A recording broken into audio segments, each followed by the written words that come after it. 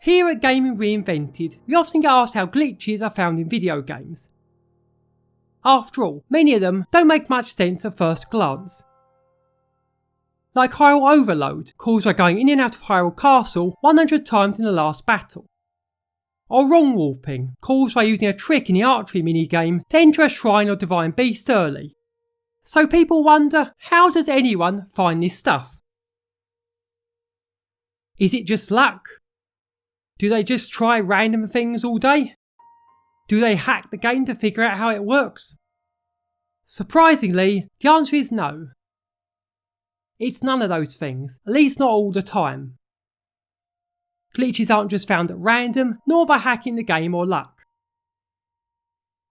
Instead, it works like science does in the real world, where previous discoveries are used and built on to find new things. That part is key. Major glitches are not just found in one go. People didn't find Apparatus Storage overnight, nor did they find wrong warping overnight. Instead, they found some smaller glitches that lead to those things. So let's demonstrate this, shall we? Let's use Apparatus Storage as an example.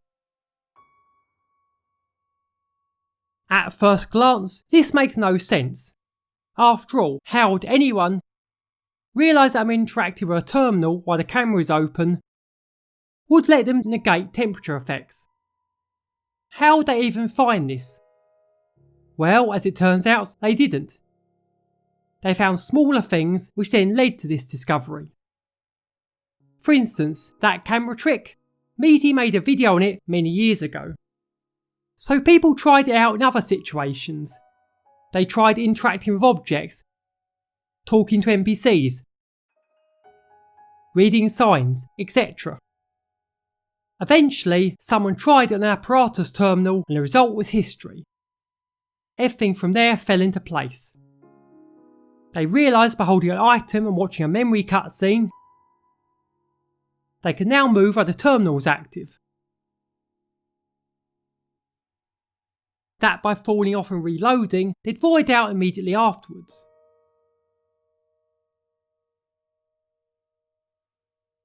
That by loading a file in a hot or cold climate, Link would be immune to temperature effects. Hence, over time, the effects would be pieced together and Apparatus Storage would officially been found.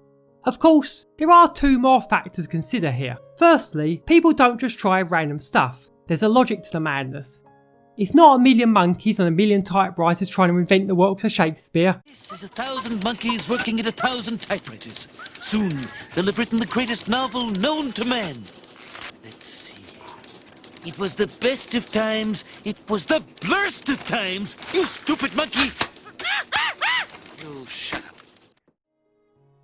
No, instead, they come up with hypotheses about video game physics and test them from there. Because let's face it, it's not that hard to think about situations where things could glitch or break. Like where being the same place as an enemy respawning pushes you through the floor. What's more, these things are not just found by one person either.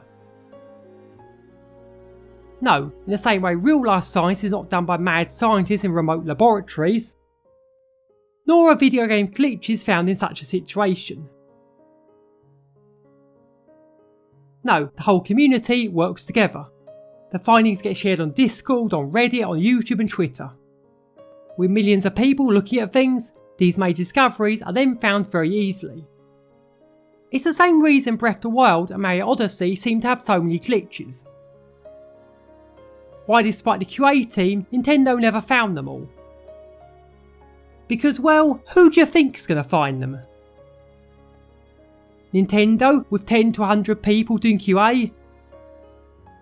Or 20 million people playing the game, some of which have been going for months or years? Yep, it's the latter. As Linus's law goes, given enough eyeballs, all bugs are shallow. So hopefully it answers your question. Glitches aren't just found by random people getting lucky, they're found by building on previous discoveries to test hypotheses and find new ones. It's basically science as applied to video game physics. Either way, if you enjoyed our explanation, give the video a like or leave your thoughts or comments below on our Discord server today.